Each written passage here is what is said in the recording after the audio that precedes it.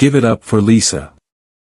Scott Nelson's voice filled the stadium like a benediction. 50,000 people rose to their feet.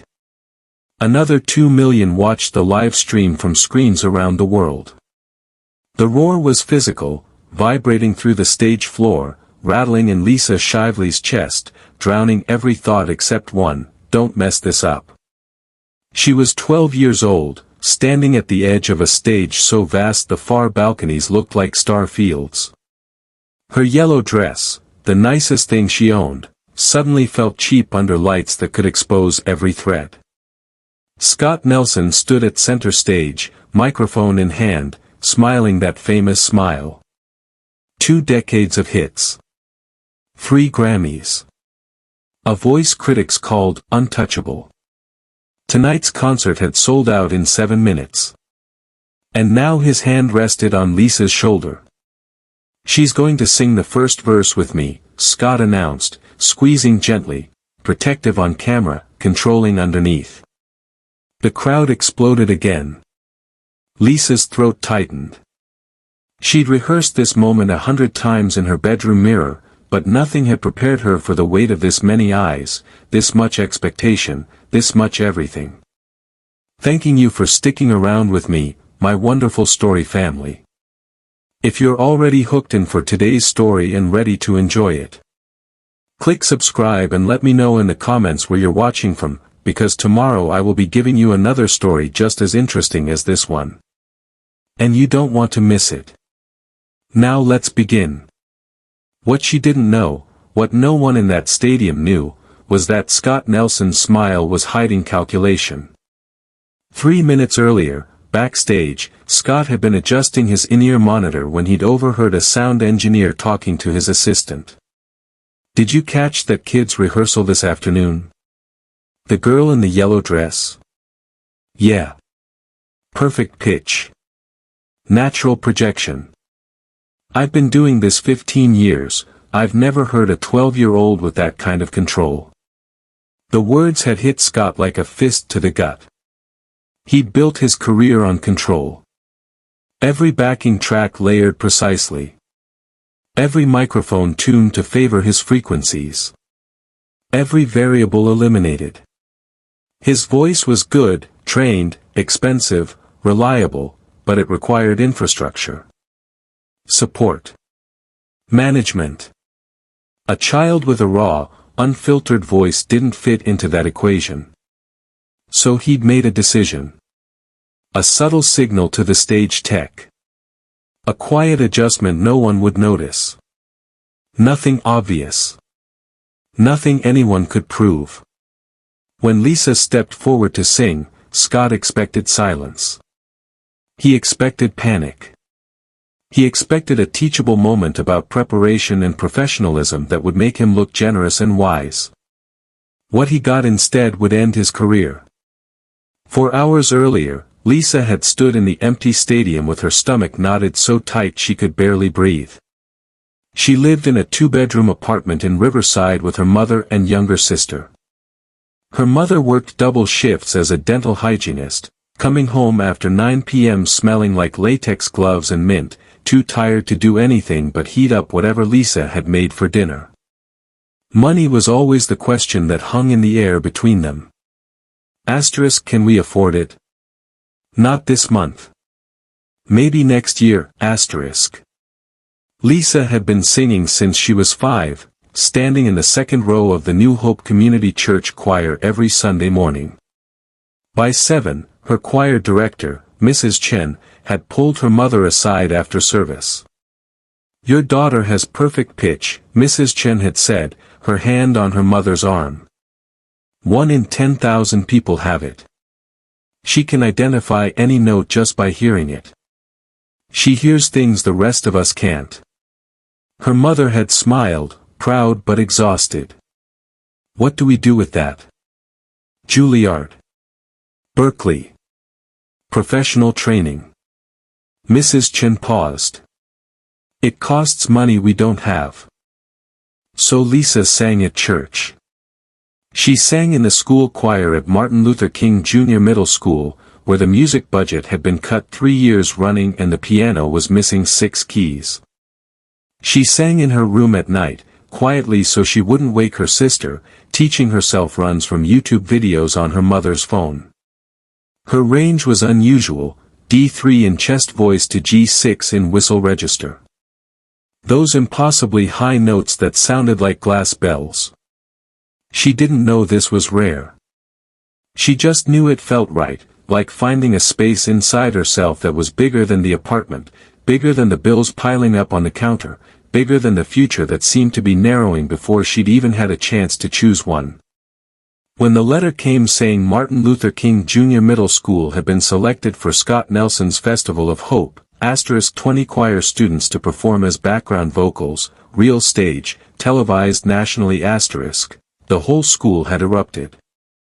Lisa's mother had bought her the yellow dress from the clearance rack at Target, tags still attached until that morning in case they needed to return it. Scott Nelson was famous for the Festival of Hope, one every year in a different city, raising money for underprivileged schools, posing for photos with kids who looked like they needed saving.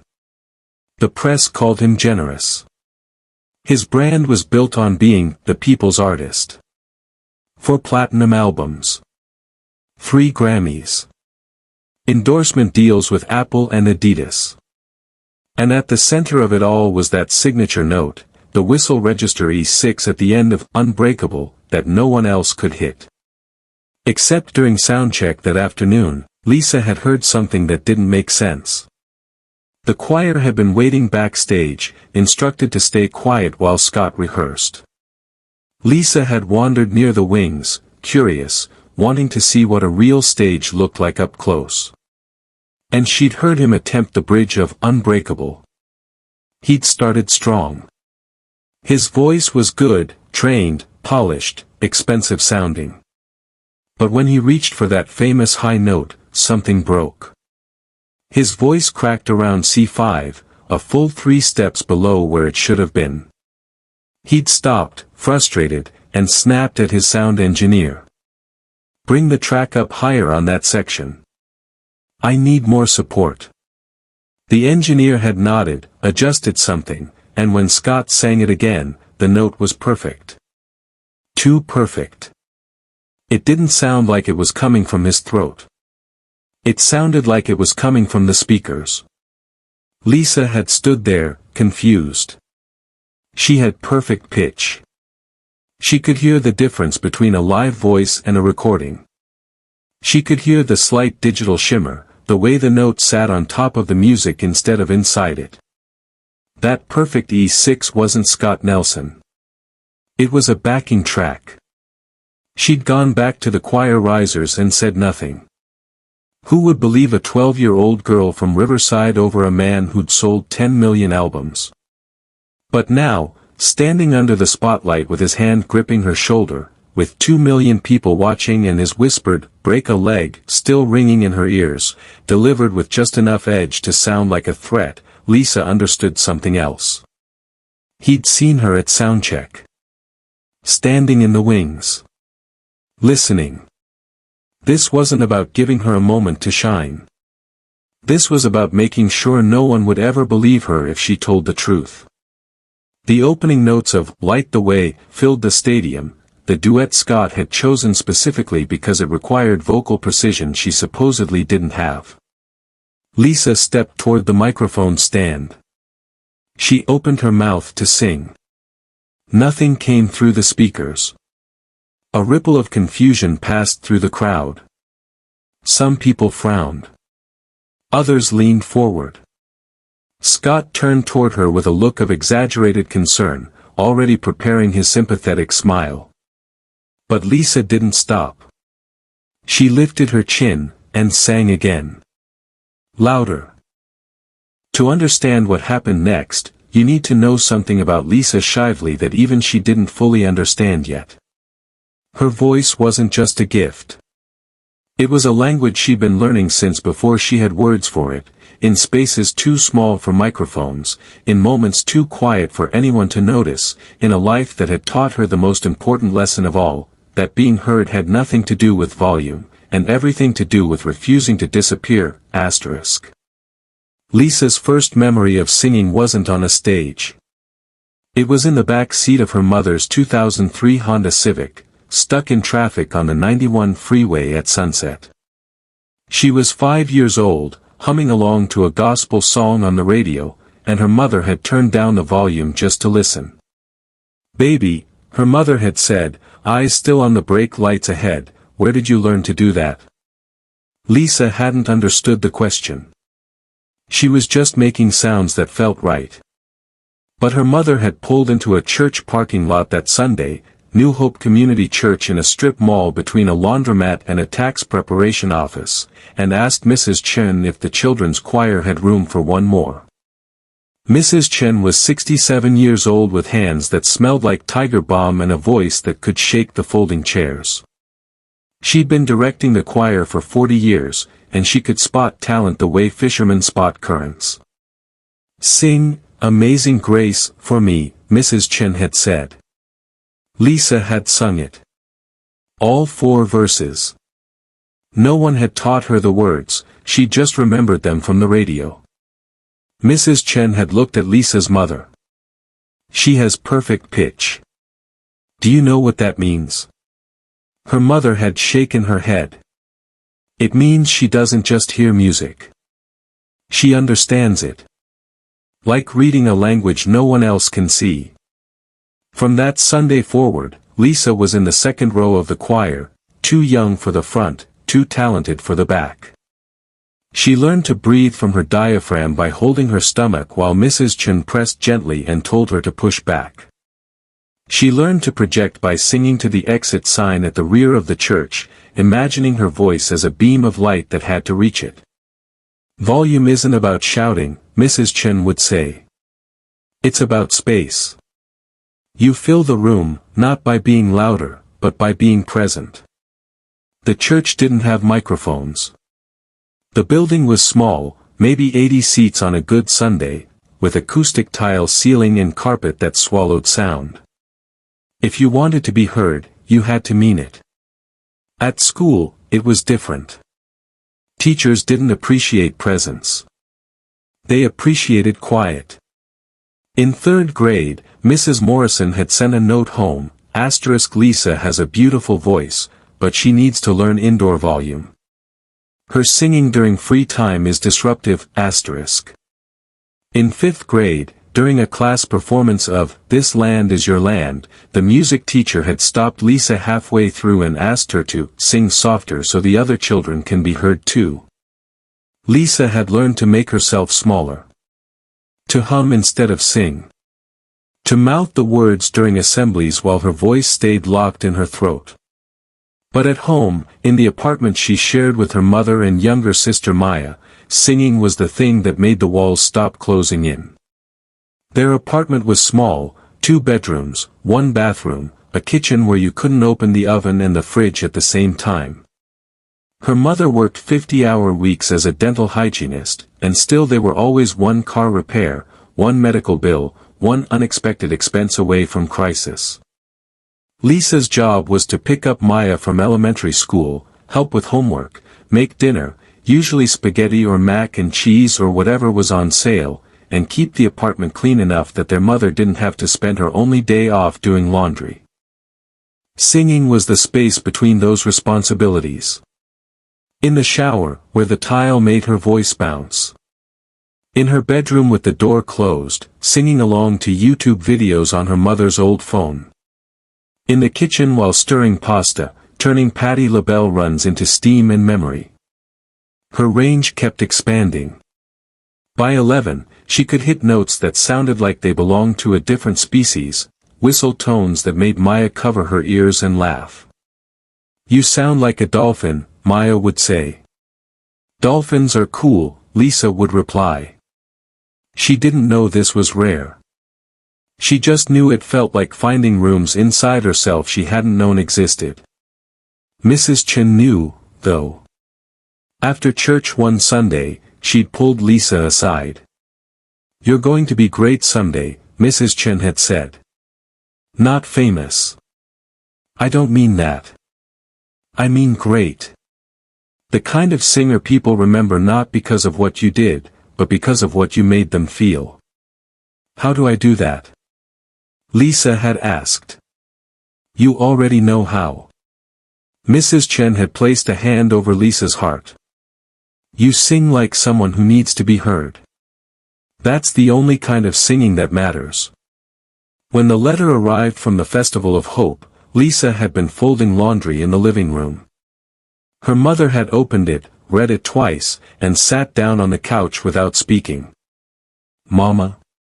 You've been selected, her mother had said quietly. 20 students. National television. Lisa had felt her stomach drop. I don't have to go. Yes, you do. Her mother had looked up, eyes bright. This is the kind of thing we say yes to. Even when it's scary. They'd bought the yellow dress on sale. $24.99, reduced from $60. Lisa's mother had held it up in the store, checking the seams, the hem, the zipper, making sure it was good enough. It's perfect, Lisa had said, even though it was a little too big in the shoulders. You're going to be amazing, her mother had said, but her voice had carried something else underneath, fear disguised as faith. The morning of the festival, Lisa had stood in the empty stadium during the choir's first rehearsal, staring at the rows and rows of seats that seemed to climb into darkness. The space was so big her voice felt irrelevant before she'd even opened her mouth. Everyone find your spot, the choir director had called. Lisa had walked to her mark, stage left, third row back, and realized with sudden, crushing clarity that she'd spent her whole life learning to sing in rooms that held 80 people. This wasn't a room. This was a canyon.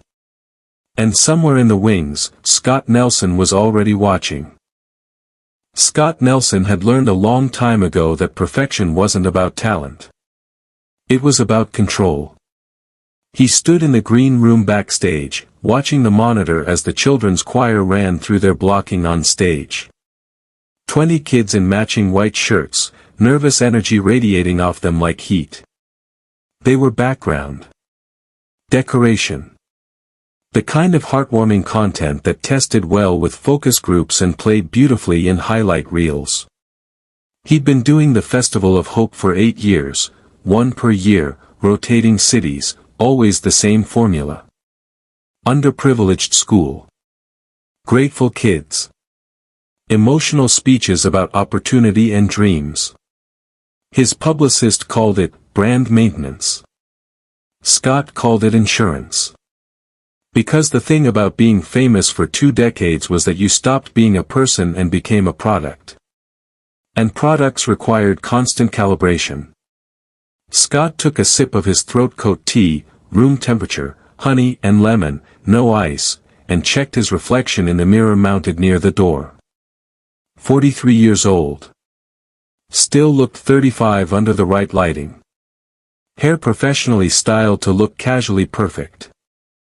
$3,000 suit tailored to suggest success without arrogance. Everything calculated. Everything controlled. His career had been built on precision. His first album had gone platinum not because he was the most talented singer in the industry, but because he'd been the most reliable. He hit his marks. He delivered his notes. He never surprised anyone. Early on, his first vocal coach, a woman named Sandra who'd worked with everyone from Mariah to Usher, had told him something that had shaped everything that followed. You have a good voice, Scott. Not a great one. But you know what's better than great? Consistent. Great voices crack. Great voices get tired. Great voices make mistakes. Consistent voices make money. So Scott had built his empire on consistency. Vocal rest between shows. Backing tracks mixed precisely to support his range. In-ear monitors calibrated to the hertz. Every variable controlled, every risk eliminated. 3 Grammys. 10 million albums sold. A reputation as the most dependable live performer in the industry, never sick, never off-key, never human. Which was why, when he heard the sound engineer talking near the catering table, something cold moved through his chest. "Projection I've heard in 15 years, the engineer was saying to his assistant, gesturing at the monitor. "That kid in the yellow dress. Third row. You catch her running scales during warm-up? The little girl?" "Yeah. Perfect pitch. Natural resonance. I barely had to adjust her levels." The engineer shook his head, impressed. "She's got whistle register control most professionals can't touch. I'm talking clean G6, maybe higher. And it's effortless." Scott's hand tightened around his tee. The assistant leaned in. "Think Nelson knows?" "Doubt it. She's just background. But man, if that kid gets proper training." The engineer whistled low. "She'll be dangerous. Dangerous." The word lodged in Scott's throat like a stone. He set down his tea carefully, walked to the monitor, and watched. Third row, stage left. Yellow dress that looked homemade. Dark hair pulled back. She wasn't even trying to stand out, she was following the choreography exactly, mouths moving in sync with the others. But the engineer was right. Even on the monitor, even through compressed audio, there was something in her voice that carried differently. Something raw and unprocessed that made the other kids sound like they were singing next to a force of nature. Scott felt the familiar tightness in his chest, the same feeling he got before every performance, the anxiety he'd learned to disguise as confidence. He'd spent 20 years making sure nothing unexpected ever happened on his stage. Backing tracks. Rehearsals.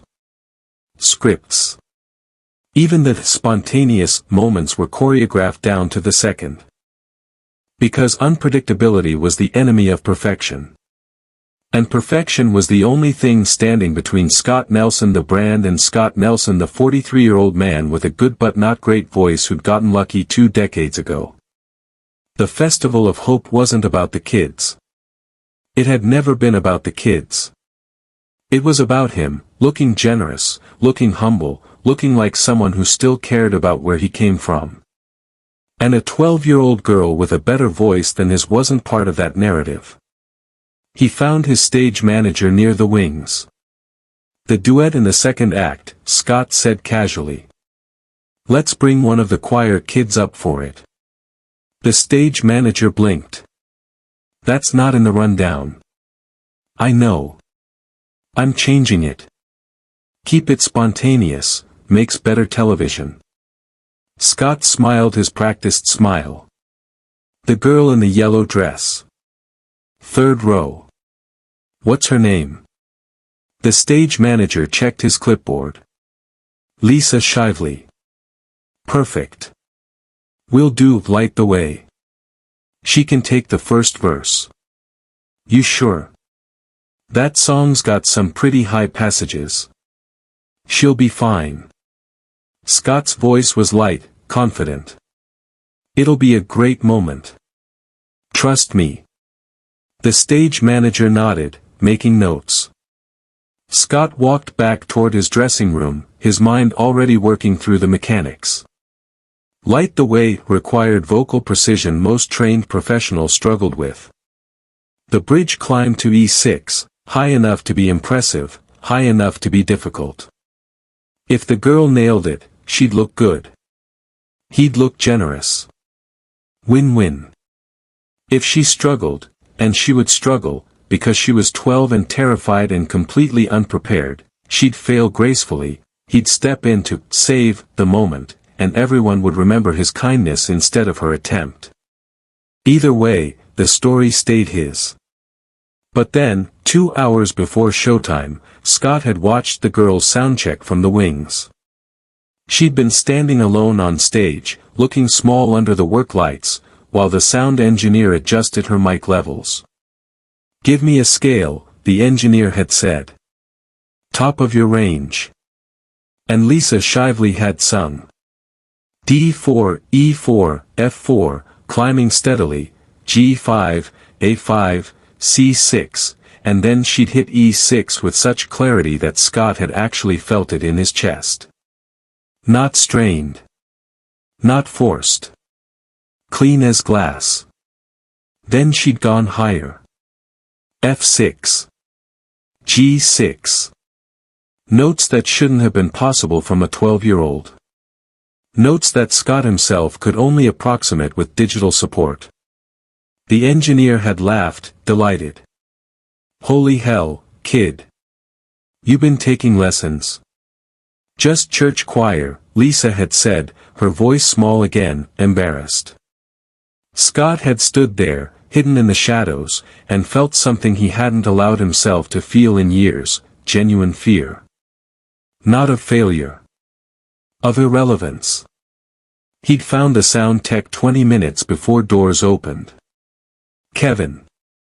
Young guy, eager to please, knew enough that he still wanted to impress. The girl's mic, Scott had said quietly, leaning close. Second act duet. I need you to do something for me. Kevin had looked up, confused. Sir. Her levels are too hot. I caught it during soundcheck, she's overpowering the mix.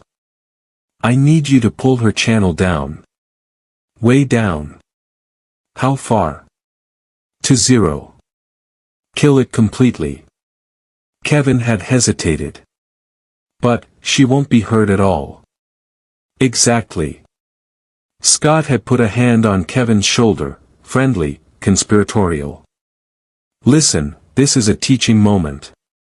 She needs to learn about mic discipline, stage presence. If she can't handle the pressure, better she learns now than on national television, right? We'll bring it back after a few bars. Just enough to give her a little scare. Kevin had looked uncertain. I don't know, Mr. Nelson. Kevin. Scott's voice had dropped, just slightly. Just enough.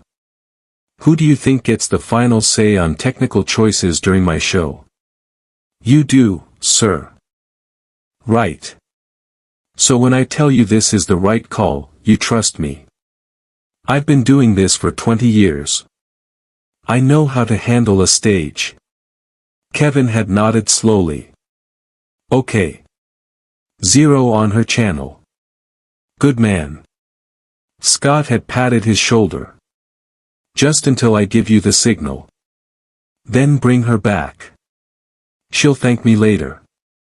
Now, standing in the wings as the lights dimmed for the second act, Scott felt the familiar pre-show calm settle over him. Everything was in place. Every variable controlled. The girl would step up. The mic would fail. She'd panic. He'd take over. The audience would eat it up. And the story would be about him, his generosity, his grace under pressure, his ability to turn a mishap into a moment. This wasn't cruelty. This was protection. Protection of the show. Protection of the brand. Protection of the thing he'd spent 2 decades building. A 12-year-old girl with a voice like that was a threat. Not to him personally, of course not.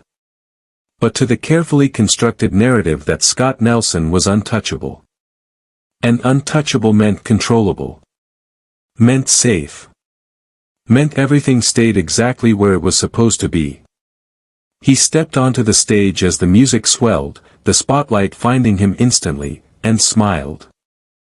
The stadium felt different, empty. Lisa stood on the stage 3 hours before showtime, the house lights harsh and clinical, exposing every scuff mark on the floor, every cable taped down with yellow gaffer tape. Without the crowd, the space felt less like a venue and more like a machine, all wires and scaffolding in cold metal waiting to be activated. The other choir members had finished their sound checks and been dismissed. But the stage manager had asked Lisa to stay. Mr. Nelson wants to run through the duet one more time, he'd said, checking his clipboard. Make sure the levels are right. Lisa had nodded, her stomach nodding.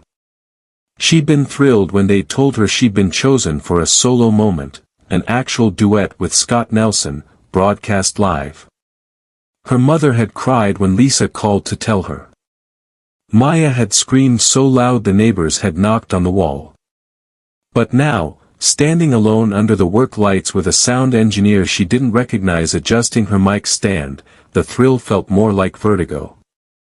"All right, sweetheart," the engineer, his name tag said Kevin, called from the sound booth at the back of the stadium. His voice echoed through the empty space. "Give me a middle C, then take it up to your top range. I need to set your levels." Lisa stepped up to the microphone, wrapped her hands around the stand the way Mrs. Chen had taught her, firm grip, grounded stance, and sang. The sound that came back through the monitors was strange. Thin. Like her voice was being passed through a filter that stripped away the warmth. She stopped. "Is that normal?" "What?" Kevin's voice crackled through the PA. "The sound. It doesn't sound like me. Monitors always sound different than what you hear in your head. Don't worry about it." But Lisa was worried. She'd done enough performances at church and school to know what her voice should sound like through speakers. This wasn't just different, it was wrong. Like someone had taken a photograph of her and adjusted the colors until it barely looked human. She tried again, singing the opening line of "Light the Way." The sound came back flatter. Quieter. Like someone was slowly turning down the volume. Lisa leaned away from the mic, "Something's not right." Kevin appeared from the booth, walking down the aisle with his tablet in hand. He looked annoyed. "What's the problem?" "The mic. It sounds weird." He climbed the stage stairs, checked the connection at the base of the stand, tapped the windscreen twice. "Sounds fine to me. You're probably just nervous." "No, Lisa stopped. She didn't know how to explain it without sounding difficult. "It sounded better this morning. During the group rehearsal." "Different mic," Kevin said quickly. Too quickly. "This is the one you'll use tonight. It's calibrated specifically for the duet." Lisa wanted to argue, but Kevin was already walking back toward the booth. "Try it one more time," he called. Full voice. Lisa sang again, this time pushing harder, using the projection techniques Mrs. Chen had drilled into her. "Fill the space. Be present." The sound that came back was barely audible. Kevin's voice crackled through the PA, "Perfect. You're all set. But I can barely hear myself. Trust me, it's fine.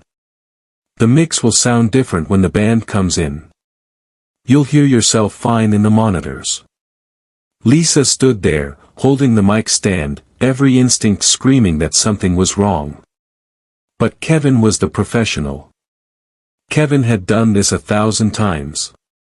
And she was just a 12-year-old girl from Riverside who was probably overthinking everything. She let go of the mic stand. "Okay." From the wings, hidden in the shadows behind the lighting rig, Scott Nelson watched. He'd been there for the entire sound check, close enough to see the confusion on Lisa's face, the way she'd tested the mic multiple times, the doubt in her voice when she'd questioned Kevin. Good. Doubt was useful. Doubt made people second-guess themselves.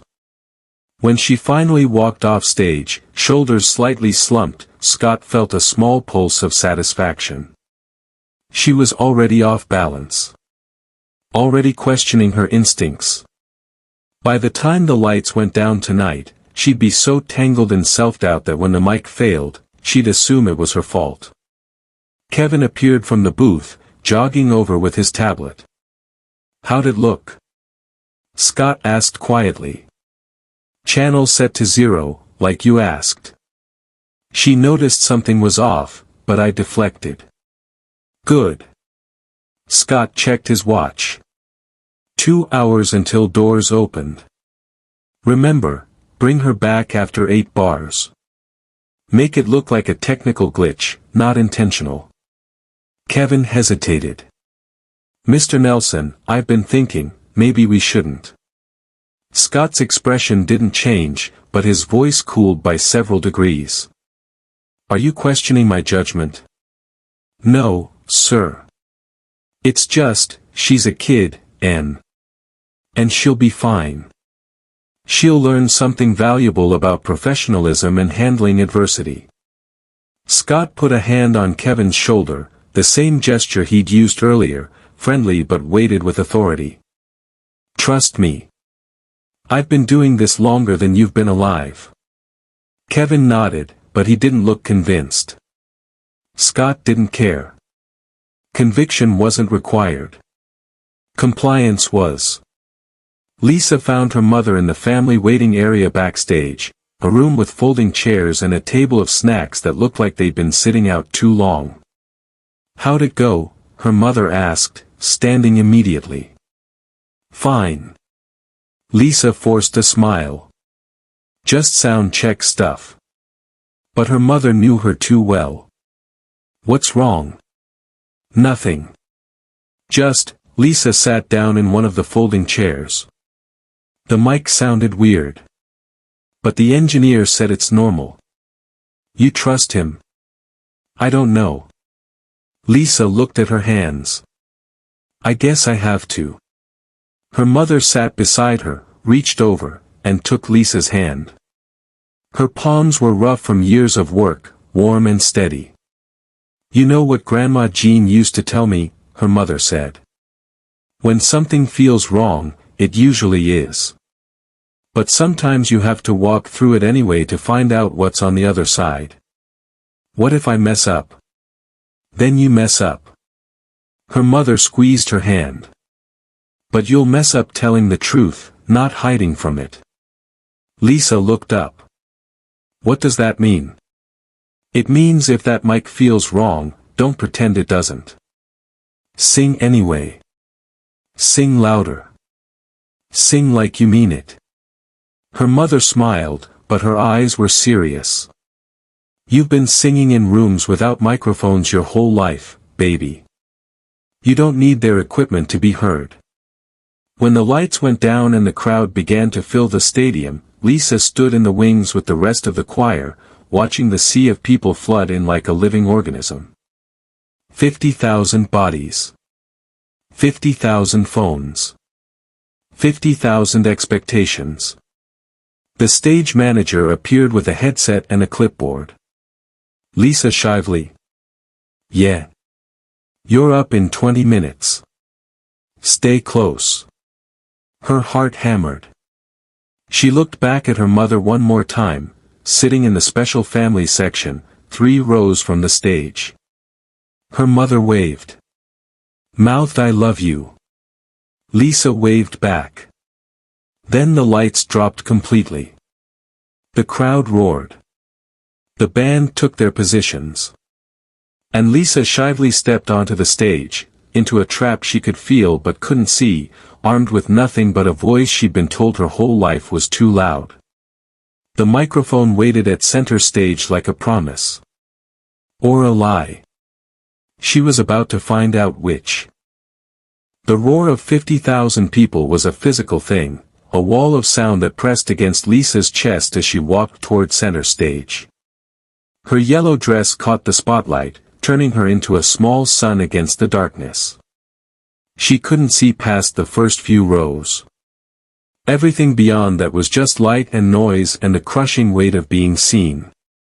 Scott Nelson stood beside her, his hand on her shoulder again, that same grip that looked protective on the stadium screens but felt like ownership up close. Remember, he said, leaning close, his voice barely audible over the crowd, just follow my lead. You'll do great.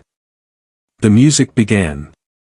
The opening notes of Light the Way, Gentle Piano, building strings, the kind of song designed to make people reach for their phone cameras and their tissues at the same time. Scott lifted his microphone. His voice filled the stadium, smooth and practiced, every word landing exactly where it was supposed to. When the darkness finds you / when the road runs cold. The crowd swayed.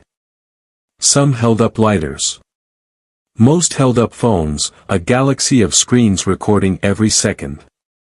Scott gestured to Lisa. Her cue.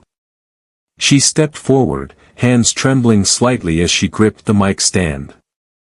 She could see her mother in the family section, leaning forward, hands clasped like prayer. Lisa opened her mouth and sang. When the light seems. Nothing. No sound came through the speakers. Her voice existed only in the small space between her mouth and the microphone, audible to her, inaudible to everyone else. The crowd's energy shifted immediately. Confusion rippled through the front rows. People glanced at each other. Some leaned forward, squinting toward the stage. Lisa stopped, her heart lurching into her throat. She looked at Scott. He was already turning toward her, his expression arranged into perfect concern, eyebrows raised, mouth open in surprise, the picture of a professional encountering an unexpected technical problem. Looks like we've got a little mic issue, he said smoothly into his own microphone, his voice carrying easily. The crowd chuckled nervously, grateful for the explanation. Lisa tried again. She leaned closer to the microphone, sang the line again, pushing harder this time. Still nothing. The silence was excruciating. Not the comfortable silence of a pause, the hollow silence of failure. The kind of silence that made time stretch and twist, made every second feel like drowning. Scott reached for the mic stand as if to adjust it. Technology, right? He flashed his famous smile at the audience. More laughter, more relief. He was handling it. Everything would be fine. But Lisa saw something in that moment that made her stomach drop. Scott's hand brushed the base of the stand, close enough to look helpful, but not actually touching anything functional. His eyes flicked toward the sound booth at the back of the stadium. A signal. Subtle. Almost invisible. And she understood. This wasn't a malfunction. This was intentional. The realization hit her like cold water. The strange sound check. Kevin's dismissive answers. The way the mic had felt wrong from the beginning. Scott's grip on her shoulder that had felt less like support and more like control. He had done this. On purpose. In front of 50,000 people and 2 million more watching from home. He'd wanted her to fail. For half a second, Lisa felt everything inside her collapse. She was 12 years old on a stage built for gods, holding a weapon that had been deliberately disarmed, and the man standing next to her, the legend, the icon, the artist she'd been taught to admire, had sabotaged her because her voice scared him. The crowd was getting restless now.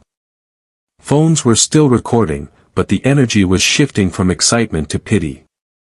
Some people were whispering. Others were looking at their watches. Lisa felt heat rising up her neck.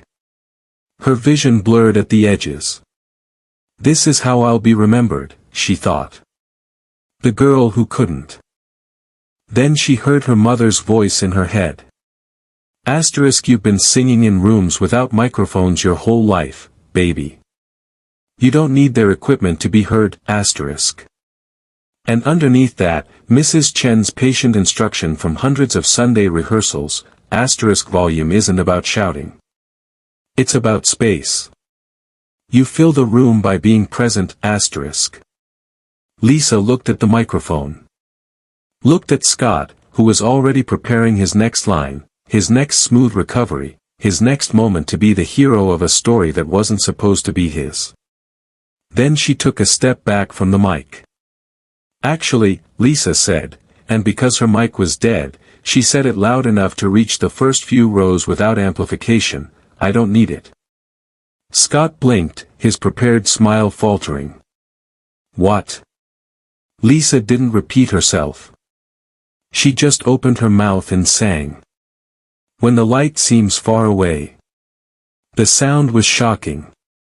Not because it was loud, though it was, but because it was real. Unprocessed. Unfiltered. Raw and human and absolutely present. The first 10 rows heard it clearly. Then 20. Then 30. People stopped whispering. Stopped checking their phones. Started actually listening. Lisa kept singing, pulling air from her diaphragm the way Mrs. Chen had taught her, projecting toward the exit signs in the upper deck the way she practiced in a church that held 80 people, filling the space not with volume but with presence. "I will be your shelter / I will be your guide."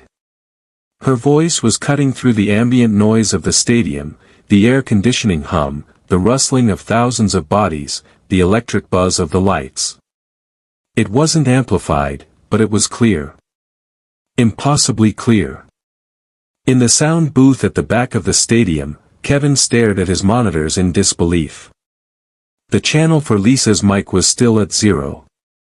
But the stadium mics, the ones positioned to capture ambient crowd noise, were picking up her voice. And it was beautiful.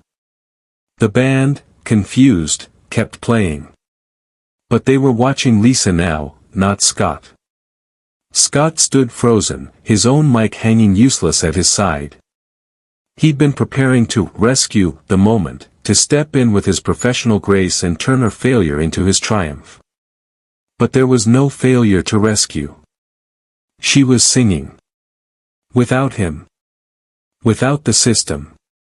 Without permission. And the crowd, 50,000 people who'd paid to see Scott Nelson, was beginning to realize they were witnessing something else entirely. The noise level in the stadium started to drop. Not all at once, more like a wave moving backward through the rows. People in the front shushing the people behind them. Security guards pausing mid-stride. Camera operators zooming in, trying to figure out how a 12-year-old girl was being heard without amplification. By the time Lisa reached the bridge, the stadium was quieter than it had been all night. Not because the sound had stopped. Because everyone was listening. The silence spread like spilled water, slowly at first, then all at once. Section 114 went quiet first. Then 115. Then the entire lower bowl. People stopped talking, stopped rustling in their seats, stopped doing anything except listening to the impossible thing happening at center stage. A 12-year-old girl was singing without a microphone in a stadium built for 50,000 people. And they could hear every word. Lisa's voice moved through the space like physics had bent to accommodate it, not loud in the way that hurt, but present in a way that demanded attention. Each note carried weight. Each breath had texture. It wasn't perfect. You could hear the slight waver when she transitioned to the bridge, the human imperfection that made it real. But it was true. And truth, it turned out, had better acoustics than amplification. Even in the valley / even through the storm. In the family section, Lisa's mother had both hands pressed to her mouth, tears streaming down her face. The woman next to her, a stranger 5 minutes ago, reached over and grabbed her arm. "That's your daughter," the woman whispered. Lisa's mother could only nod. Oh my God. Phones began rising throughout the stadium. Not the casual filming that had been happening all night, but urgent, deliberate recording. People scrambling to capture something they knew they'd need proof of later. The kind of moment that gets replayed, analyzed, argued over. The broadcast cameras were recalibrating. The director in the control truck was barking orders through headsets, *, camera 3, push in. Camera 5, get me a wide. Camera 2, I need that mic stand in frame, people need to see this. Asterisk. Because the mic stand told the story. Lisa was standing 2 feet away from it now, the dead microphone still pointing at empty air. The cable hung loose at the base, not unplugged completely, but disconnected just enough to kill the signal. Visible to anyone paying attention. And everyone was paying attention now. The stadium's LED screens, 6 stories tall, mounted above the upper deck, showed Lisa in high definition. Her yellow dress. Her closed eyes. Her hands clasped at her chest. And behind her, slightly out of focus but impossible to miss, the disconnected cable. Someone in section 203 saw it first. The mix not even plugged in, they shouted. The realization rippled outward. Murmurs became gasps. Gasps became words. She's singing a cappella. How is that even possible? Did you see the cable? It's not connected. On the stadium floor, Scott Nelson felt control slipping through his fingers like water. This wasn't how it was supposed to go. She was supposed to panic. Freeze. Fail quietly so he could step in and save the moment with practiced grace. The audience would see his kindness. The media would praise his generosity. The story would belong to him. But now the story was writing itself, and he wasn't holding the pen. Scott lifted his own microphone, trying to reclaim the narrative. He hummed along with Lisa's melody, adding harmony, smooth, professional, perfectly on pitch. No one noticed. The cameras didn't cut to him. The audience didn't turn. His voice, amplified through a 100,000-watt sound system, was somehow less present than the unamplified voice of a child. He tried louder, leaning into his famous technique, the vocal runs that had earned him Grammy nominations, the controlled vibrato that critics called masterful. A few people in the front rows glanced at him, confused by the interruption. Then they looked back at Lisa. Scott's voice died in his throat. For the first time in 20 years, he had nothing to offer. No trick. No technique. No way to engineer himself back into relevance. Because what Lisa was doing couldn't be engineered. It could only be real. She reached the climax of the bridge, the passage that required a leap to E6, the note that had ended careers and humbled professionals. The stadium held its breath. Lisa opened her eyes, lifted her chin, and sang it. The note cut through the air like light through water, pure, sustained, absolutely fearless. It hung there for 3 full seconds, impossible and undeniable, before resolving down into the final chorus. Someone in the upper deck started crying. Then someone else. Then entire sections were on their feet, not in planned applause, but in stunned, involuntary response to beauty they hadn't known they'd been starving for. The stadium mics caught every decibel. The broadcast was getting calls from affiliate stations asking if this was staged. Social media was exploding, clips already racking up thousands of views with captions like, "Girls sings without mic," and asterisk, "Scott Nelson sabotage." Asterisk and asterisk, "This is not fake." Asterisk. In the sound booth, Kevin was frantically checking his board, trying to understand how Lisa's voice was reaching the upper decks without amplification. Then he looked at his own monitors and realized, the stadium's ambient mics were picking her up. The building's natural acoustics were doing what 50 years of sound engineering had tried to replicate artificially.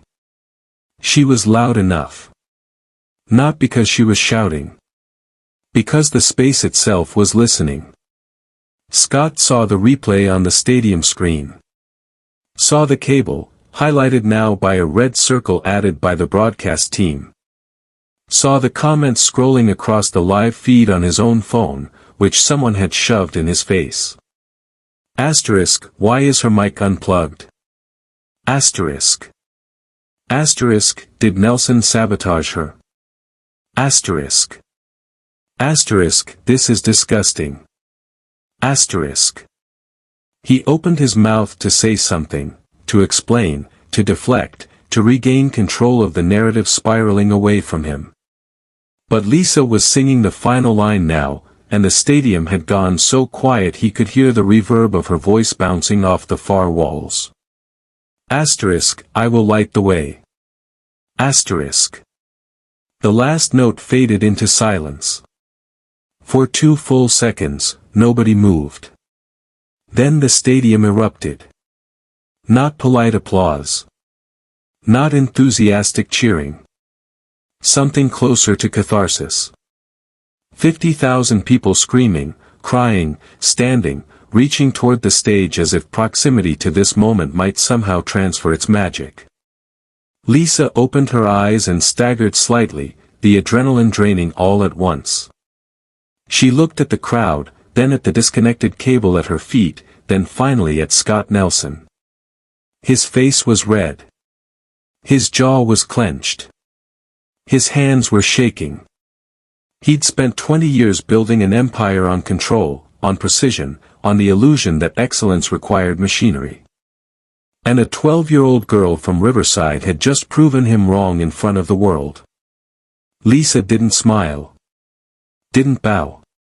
Didn't perform gratitude or humility or any of the things she was supposed to feel. She just looked at him, steady, clear-eyed, knowing, and said 5 words into the dead microphone that somehow, impossibly, the whole stadium still heard. I guess I didn't need it. The applause was deafening, but Lisa barely heard it. She stood at center stage, her yellow dress soaked with sweat under the lights, her heart hammering so hard she thought it might crack her ribs. The disconnected cable lay at her feet like evidence at a crime scene. The crowd was screaming her name, asterisk Lisa. Lisa. Lisa, asterisk, but the sound felt distant, muffled, like she was hearing it underwater. Scott Nelson had stepped back, his face a mask of forced composure that was cracking at the edges. His publicist was already rushing toward the stage from the wings, phone pressed to her ear, damage control in motion. But the song wasn't over. Lisa looked at the dead microphone. Looked at the crowd. Looked at the stadium screens showing her face in high definition, small, overwhelmed, 12 years old and drowning in a moment she hadn't asked for. She could stop now. The point had been made. She'd proven she could sing without their equipment, proven she could survive their sabotage. She could walk off stage with dignity, let the adults handle whatever came next, and become a footnote in someone else's scandal. Or. The word hung in her mind like a question mark. Or you could finish it. The song had one more section. The final chorus, the climax where both vocalists were supposed to sing together in harmony, building to a crescendo that required technical precision and perfect control. Scott was supposed to sing it with her. That was the arrangement. That was the show. But Lisa looked at him, at his clenched jaw, his white knuckles, his eyes that couldn't quite meet hers, and knew with absolute certainty that he would try to drown her out. He would use his working microphone and his 20 years of training and his desperation to take back control of a narrative that had already slipped through his fingers. And if she let him, the story would shift. It would become about them, the duet, the collaboration, the resolution. People would remember the conflict, not the truth. Unless she didn't let him. Lisa took a breath. Her chest hurt. Her throat was raw. Every instinct screamed at her to stop, to sit down, to let someone else carry the weight. But then she remembered something. She was 7 years old, standing in the second row of the New Hope Community Church choir. Mrs. Chen had been teaching them a hymn, something old and complicated with 4-part harmony that required the sopranos to hold a high note for 8 counts. Lisa had been the youngest soprano. The other girls were teenagers with years of training. When Mrs. Chen had signaled for the note, Lisa had started singing, then stopped halfway through, intimidated by the older girl's confidence. Mrs. Chen had stopped the whole choir. "Lisa," she'd said, her voice firm but not unkind. "Why did you stop?" "I didn't want to mess them up." "You think your voice messes things up?" Lisa had nodded, ashamed. Mrs. Chen had walked down from the podium, knelt so she was eye level with Lisa, and said something Lisa had never forgotten. "Your voice doesn't need permission to exist. It doesn't need to be invited or validated or proven worthy. It just needs to be true. And when it's true, people will make space for it, whether they want to or not." She was 9 years old, singing alone in her bedroom while her mother worked a night shift and Maya slept in the next room. She'd been practicing a run she'd heard on a YouTube video, something complicated and beautiful that seemed impossible. She'd tried it 20 times. Failed 20 times. Her throat hurt. Her confidence was shattered. She'd been about to give up when she'd heard her mother's voice through the thin walls, "Home early," standing outside the door. "Baby, I can hear you trying. And you know what? Even the parts where you mess up sound beautiful. Because they sound like you." She was 11 years old, standing on an elementary school stage during a talent show. The microphone had malfunctioned halfway through her song, an actual accident, not sabotage, and the teacher had rushed forward to apologize, to offer her a chance to start over. But Lisa had kept singing. Not because she was brave. Because stopping felt like erasing herself. And afterward, a girl from her class, someone who'd never spoken to her before, had come up and said, "I didn't know you could do that." "Do what?" "Make people stop talking. Make them actually listen." Lisa opened her eyes. The applause was still thundering. The cameras were still recording. Scott was still standing there, waiting for an ending he could control. But this wasn't his ending. Lisa stepped away from the microphone stand, not back toward the wings, but forward, toward the edge of the stage, toward the first row where her mother sat with tears streaming down her face. The crowd quieted instantly, sensing something was about to happen. Lisa clasped her hands at her chest, closed her eyes, and sang the final chorus, completely alone. When you're lost and the world feels cold / when the darkness takes its hold. Her voice was different now. Not bigger, she'd already proven she could fill the space. But deeper. More intentional. Every word weighted with something that sounded like grief and hope braided together. She wasn't singing for the crowd anymore. She wasn't singing to prove anything to Scott or the cameras or the millions watching from home. She was singing for the 7-year-old who'd been told her voice was too much. For the 9-year-old who'd practiced alone in the dark. For the 11-year-old who'd learned that being heard had nothing to do with equipment and everything to do with refusing to disappear. "I will be your shelter / I will be your strength / I will light the way / until you find your way back home." The melody climbed. Higher and higher. E5, G5, C6. The stadium was silent except for her voice, raw now, strained, human, real. She reached for the final note. E6. The note Scott Nelson had built his career pretending he could hit. Lisa sang it, held it, let it ring through 50,000 people and 2 million screens. And then, at the peak of the note, she opened her eyes. She looked directly at Scott Nelson. Saw the anger. Saw the fear. Saw the realization that this moment would define both of them, and only one of them would survive it intact. Then she looked past him. To her mother. To the crowd. To the cameras that would carry this moment into permanence. And she let the note fade, not cutting it off, but letting it dissolve naturally into silence, the way truth always does when it's finished speaking. The final sound hung in the air for 3 impossible seconds. Then the stadium shattered into noise, screaming, sobbing, standing ovations that felt less like applause and more like prayer. Lisa stood there, trembling, knowing with absolute clarity that she had just done something she could never take back. She had chosen to be heard. And the world had listened. Comment yes if you are enjoying the story.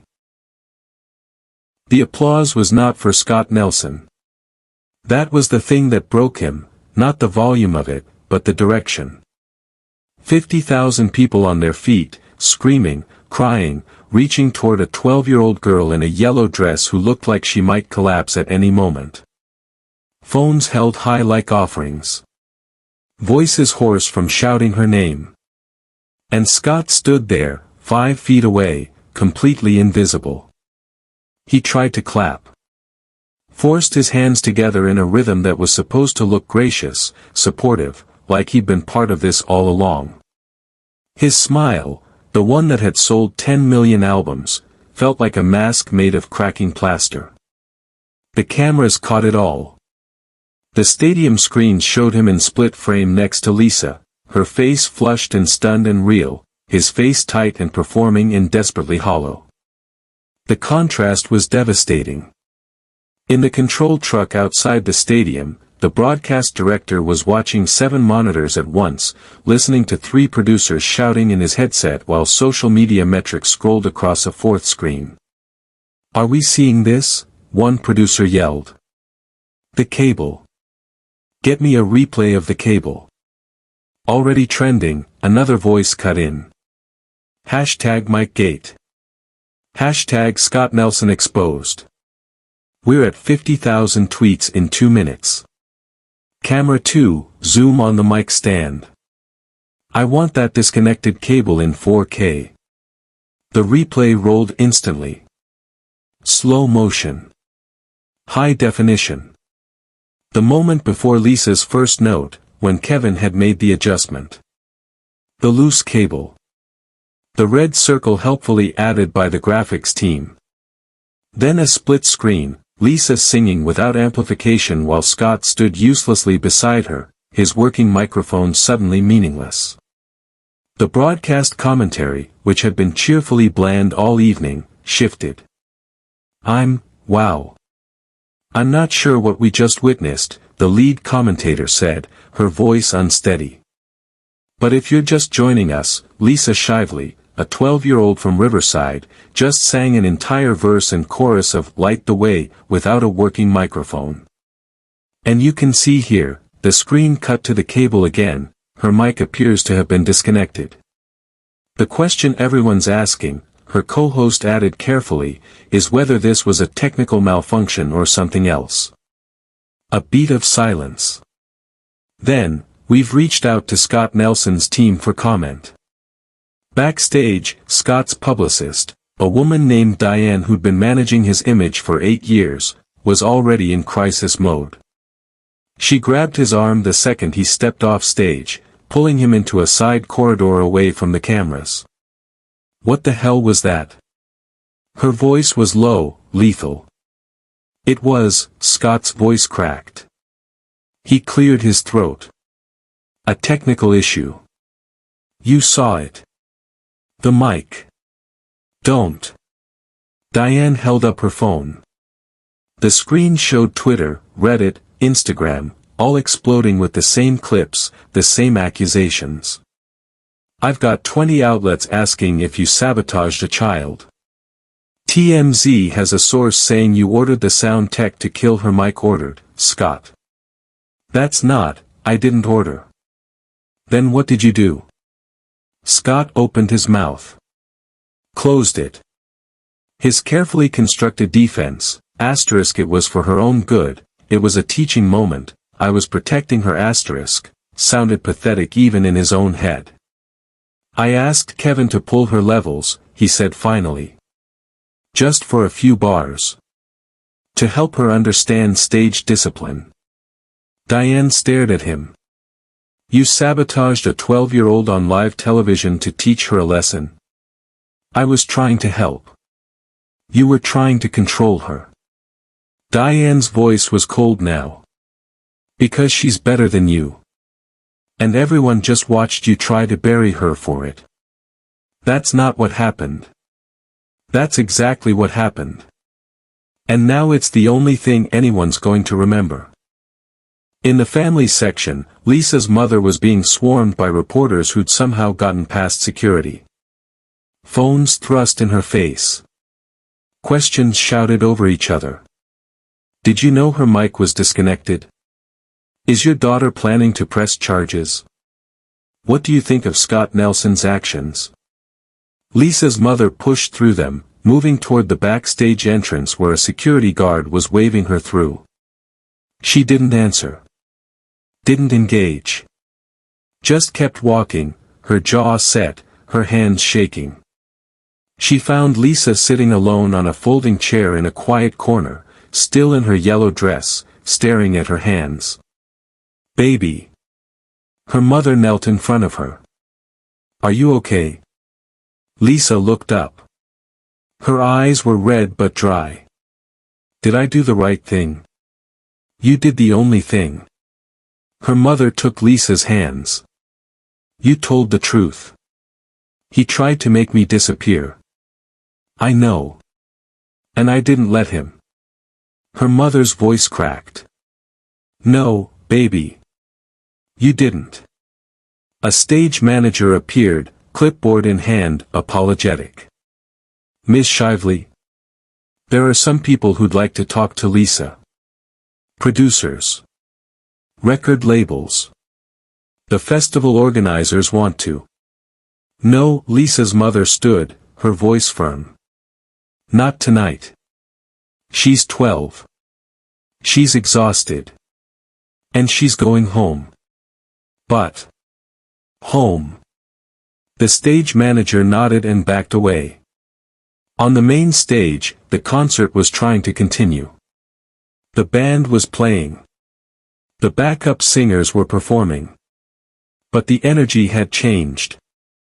People were still on their phones, refreshing feeds, sharing clips, arguing in the comments.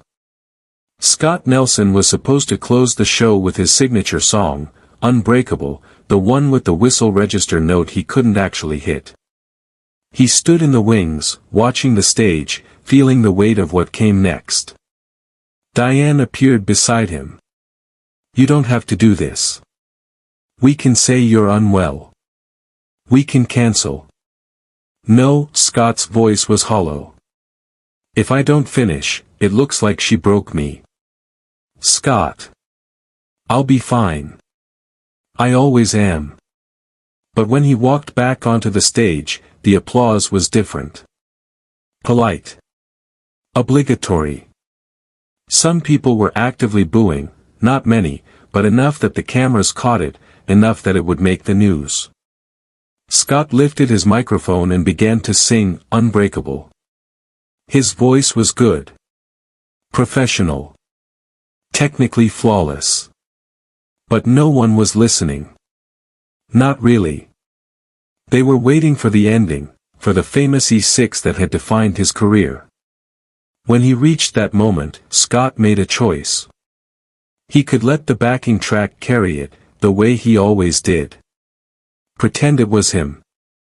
Let the machinery hide his limitations one more time. Or he could try, really try, to hit it himself. He tried. His voice cracked around C5. The sound was strained, human, exposed. The backing track kicked in automatically, covering the failure with digital perfection. But it was too late. Everyone had heard. Everyone knew. The applause when he finished was scattered. Uncomfortable. The kind of sound people make when they don't know what else to do. Scott bowed. Waved. Walked off stage. And in that walk, captured by every camera, dissected by every commentator, memed into immortality by morning, you could see it, the exact moment a legend became a man who tried to silence a child because he was terrified of being outshone. Lisa didn't watch. She was already in the car with her mother, heading home on the 91 freeway, the stadium lights fading in the rearview mirror. Her phone, her mother's old phone that she used for YouTube tutorials, was blowing up with notifications. Text messages from numbers she didn't recognize. Voicemails from area codes she'd never seen. She turned it off. "What happens now?" she asked quietly. Her mother glanced at her, then back at the road. "I don't know, baby. But whatever happens, we do it together." Lisa nodded. She leaned her head against the window, watching the freeway lights blur past, and realized something. She wasn't afraid anymore. She'd been heard. Really heard. Not because someone gave her permission or because the equipment worked or because a famous man decided she was worthy. But because she'd chosen not to disappear. And that choice, terrifying, irreversible, true, was hers to keep. 3 days later, Lisa sat at the kitchen table in her apartment, doing homework. The world outside had gone insane, but inside, in the small two-bedroom with the heater that only worked in one room, everything was stubbornly, defiantly normal. Maya was watching cartoons in the living room. Her mother was folding laundry. The pasta water was boiling on the stove. Lisa's phone, now upgraded to a new one her mother had reluctantly accepted from a well-meaning but pushy aunt, sat face down on the table, silenced. The notifications had finally slowed from a flood to a trickle, but they hadn't stopped. Interview requests from morning shows. Contract offers from record labels. A voicemail from someone claiming to be Beyoncé's manager. Her mother had checked, it wasn't. 3 separate GoFundMe campaigns started by strangers trying to support Lisa's future. Invitations to sing the national anthem at sporting events, appear on podcasts, audition for talent competitions. Lisa had ignored all of it. "You sure you don't want to at least read them?" her mother had asked that morning, gesturing at the stack of printed emails she'd organized into a folder labeled opportunities. "Not yet," Lisa had said. "I just want to finish my math homework." Her mother had smiled, tired, proud, protective, and put the folder away. The clip had been viewed 47 million times in 72 hours. It had been dissected by vocal coaches on YouTube, analyzed by music journalists in think pieces, turned into motivational memes with captions like asterisk, "When they try to silence you, sing louder." Asterisk someone had created a mashup comparing Lisa's performance to famous a cappella moments in music history. Another person had done a technical breakdown of the acoustics, explaining how her voice had carried without amplification, asterisk, "It's about resonance, projection, and an understanding of space that most professionals spend decades trying to achieve." Asterisk. The title that kept appearing, across platforms and languages, was some variation of the same thing. 12-year-old girl sings a cappella after famous artist sabotages her microphone.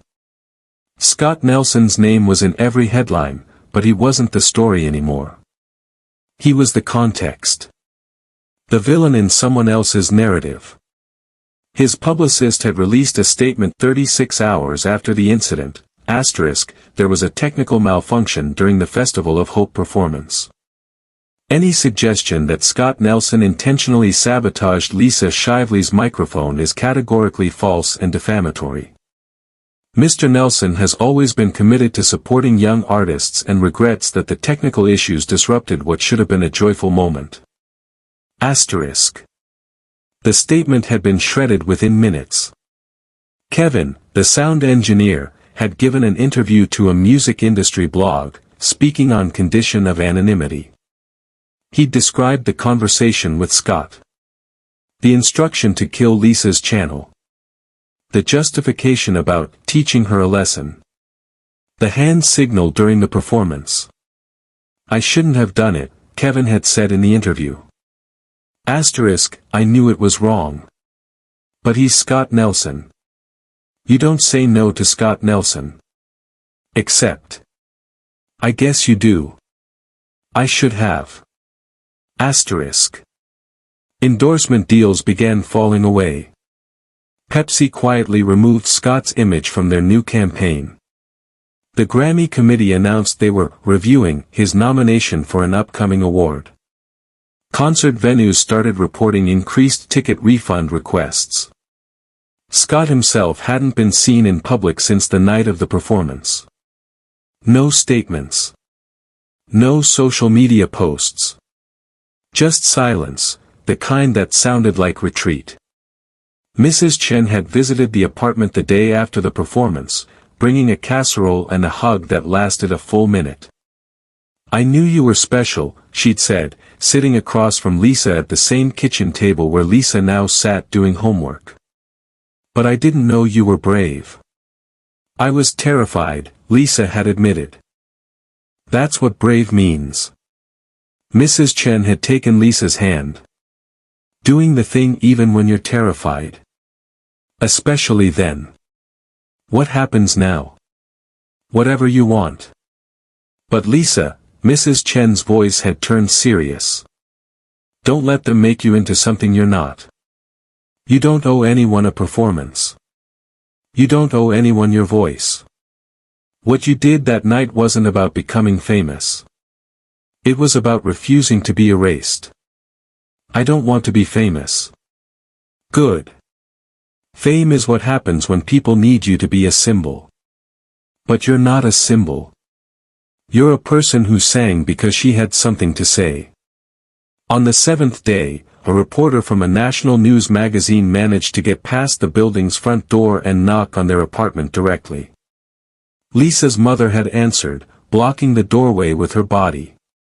My daughter isn't interested in an interview. Just 5 minutes. Our readers want to know. What happened? They saw what happened. 50,000 people saw it. 2 million more watched it online. There's nothing else to explain. But what does Lisa want people to take away from this? Lisa had appeared behind her mother then, still in her school clothes, backpack on one shoulder. I don't want people to take away anything, Lisa had said quietly. I just sang. That's all. But you've become a symbol. I'm not a symbol. I'm a 7th grader who has a history test tomorrow. The reporter had blinked, recalibrating. You're not interested in the opportunities this has created? The record deals? Maybe someday, Lisa's mother had cut in. But not today. Today she's 12. And she's doing her homework. She'd closed the door. 2 weeks after the performance, Lisa returned to school. Her classmates had been strange about it at first, some treating her like a celebrity, others avoiding her entirely, unsure how to act around someone who'd gone viral. But by lunch, things had mostly returned to normal. She sat with the same friends. Ate the same cafeteria pizza. Complained about the same math teacher. In choir, Mr. Davidson had asked if she wanted to sing a solo in the upcoming winter concert. Just the second verse, he'd said. Nothing dramatic. Just, you. Lisa had thought about it. Then nodded. Okay. But can we use the regular microphone? The one that actually works. The class had laughed. Mr. Davidson had smiled. Yeah. We can do that. A month after the performance, Scott Nelson announced he was taking a temporary hiatus from touring to focus on personal growth and reflection. The statement was vague, carefully worded, legally airtight. But everyone understood what it meant. His career wasn't over. Men like Scott Nelson didn't end, they reseeded, rebranded, re-emerged years later with apology tours and comeback albums and narratives about redemption. But the thing he'd spent 20 years building, the image of effortless perfection, the illusion of untouchable greatness, was gone. Shattered by a 12-year-old in a yellow dress who'd refused to be silent. Lisa saw the headline on her phone one evening and felt nothing. Not satisfaction.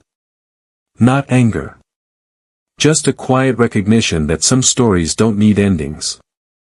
They just need truth. 5 years later, Lisa would sing at Carnegie Hall, a real booking, a sold-out show, reviews that called her the voice of a generation. She would sign with a label that respected her boundaries. She would write songs about small apartments and tired mothers and the weight of being heard.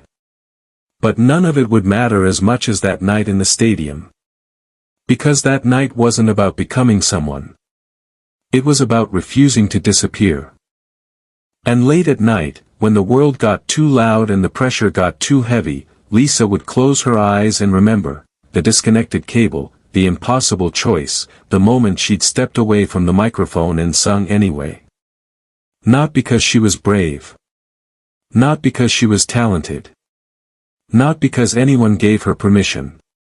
But because her voice, raw, imperfect, undeniably hers, had needed to exist.